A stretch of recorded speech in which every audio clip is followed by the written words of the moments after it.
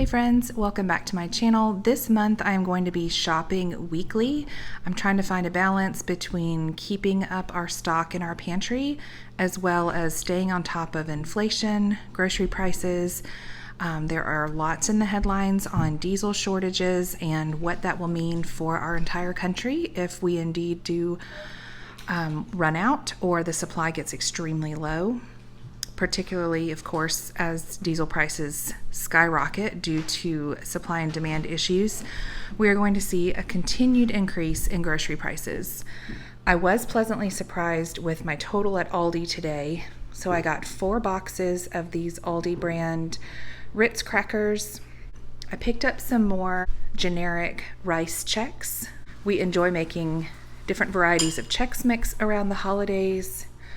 Aldi has very inexpensive spices. These are about $1.29 a piece. I got 2 nutmeg and 1 allspice.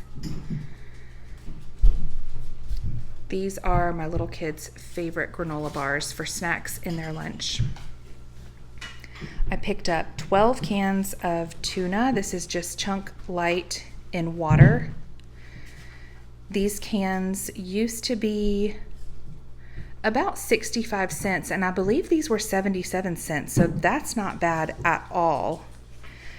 I saw this chili sauce and it made me think of my favorite meatballs when they serve them like at weddings, at wedding receptions, and it's just chili sauce and grape jelly mixed together. Of course, that is not exactly healthy, but they are delicious, and we have a large amount of venison in our freezers. And we'll likely be getting more as we are in the midst of hunting season. So I'm always looking for ways to use our red meat since we don't typically eat it that often. I got 6 cans of crescent rolls because I am making an appetizer for a party we are going to this weekend.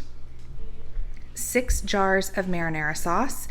This is something that I will be getting every time I go back to Aldi. I'll probably get 8 or 10 next time. These jars were about 80 cents. About a year and a half ago, and they are now about $1.50. So almost 100% increase. Onion soup mix, because I like to keep a pretty good stock of that in the pantry. We use it, it's delicious just to make as a dip, but we also use it in our favorite meatloaf recipe. Sugar at Aldi was on sale. It came out to about 56 cents a pound, which is a pretty good price right now. The average is about 60 to 62 cents a pound. So I picked up 4 4-pound bags. Peppers are not something I would normally be purchasing in the winter, but surprisingly, these 3-count tricolor peppers were $2.60 for each of these 3 packs. Normally they're well over $1 a pepper. So I went ahead and got these, and I'm going to slice them up and stick them in the freezer. This 10-pound bag of russet potatoes was $5.60. Actually, I think they were $5.99. And I meant to look up the price of potatoes at Sam's Club and got distracted and put these in my cart. I picked up these 4 1-pound bags of green split peas, as well as these cans of cooked ham. I think I'm going to make a huge pot of split pea soup, which is so delicious and such a comfort food in the wintertime. And then I'm going to pressure can it for some easy dump and go meals. I got 4 cans of cranberry sauce in preparation for Thanksgiving, 6 cans of diced tomatoes with green chilies. These are so good added to things like salsa chicken or even just a skillet with ground beef, and you could serve it over chips with shredded cheese for some simple nachos. I was so surprised at the increase in price for their canned goods. Now, keep in mind, our Aldi here in South Carolina has always been extremely cheap. This sweet corn used to be 33 cents a can, and it is now almost 60 cents a can. Same with the green beans. I'm not sure what the price was about a year and a half ago because I don't typically buy canned green beans, But right now, with the way that the economy is going, not knowing what our food supply is going to look like over the next 6 months, the predictions are grim, but we can't always trust what we hear, of course. So I've decided to go ahead and stock up on some canned vegetables just in case. I also still have about 1 bushel of apples left on the island that I need to process. Some of them are getting soft, but I think if we go ahead and core them and stick them in the crock pot, we'll probably turn it into applesauce or apple butter for the pantry. And we will definitely be using the scraps to make more apple syrup. That was so delicious, and I would love to get 7 or 8 more quarts on the pantry shelf. I was really impressed that my total today at Aldi was $123. I felt like that was pretty good for the amount of food that I got. These little canned hams, which I've never purchased before, I'm assuming they're kind of along the same line as Spam. But it just seemed like an inexpensive, shelf-stable way to put some ham in the pantry. And like I said, I'll probably use some to make split pea soup.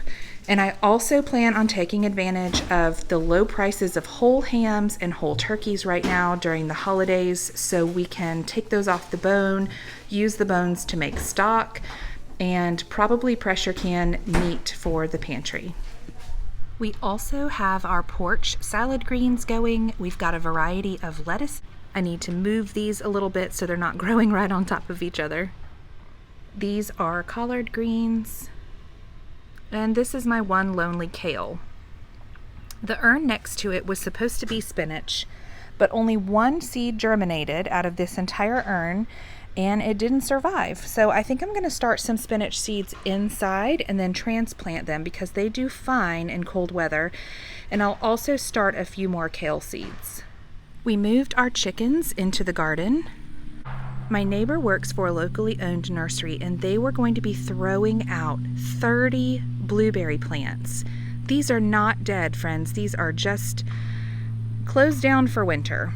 So she brought 9 blueberry plants over. We already have some going down that way that have been established for several years now and are producing in the summer.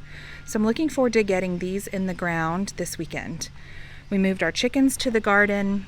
This is the worst the garden has ever looked in the 5 years that we've been using this space. The weeds just absolutely took over. It is horrendous, and I think the only solution for the spring is going to be laying heavy layers of cardboard, newspaper, and mulch, and then just burning holes in those exactly where we want to plant in the spring. I just cannot put the time and effort it takes into weed control any longer. We may even end up using some weed barrier, like a woven weed barrier. I'm not exactly sure. Look at our beautiful Mr. Bingley. He's such a pretty rooster, and he's actually pretty kind. Another gift from my dear neighbor. Her raspberries were spreading like crazy this summer, so she dug up several for me and gave them to me to plant in our garden. And unfortunately, this is the only one that survived. So I plan on taking her up on her offer again in the spring so we can get our raspberries going. Lastly, this is what we've got going on in the greenhouse. Lots of Brussels sprouts, cabbage, broccoli, and some itty bitty celery. Celery is really slow moving. But I have high hopes for these, and I've seen so many friends on Instagram experiencing lots of cut and come again celery this year. So I'm really hoping these take off and we're able to harvest from these all winter long. I don't know if you've seen any previous videos from my fall greenhouse tour, but I didn't label my brassicas, so I have no idea which ones are Brussels sprouts, cabbage, or broccoli. We will find out soon enough. And these are the broccoli and cabbage that I purchased as starts from Lowe's about a month and a half ago. They are doing really, really well. Well, except for a few. This one's looking a bit sad. but these broccoli are looking incredible. And then here are more pots that my girls got ready for me to continue transplanting these other seedlings.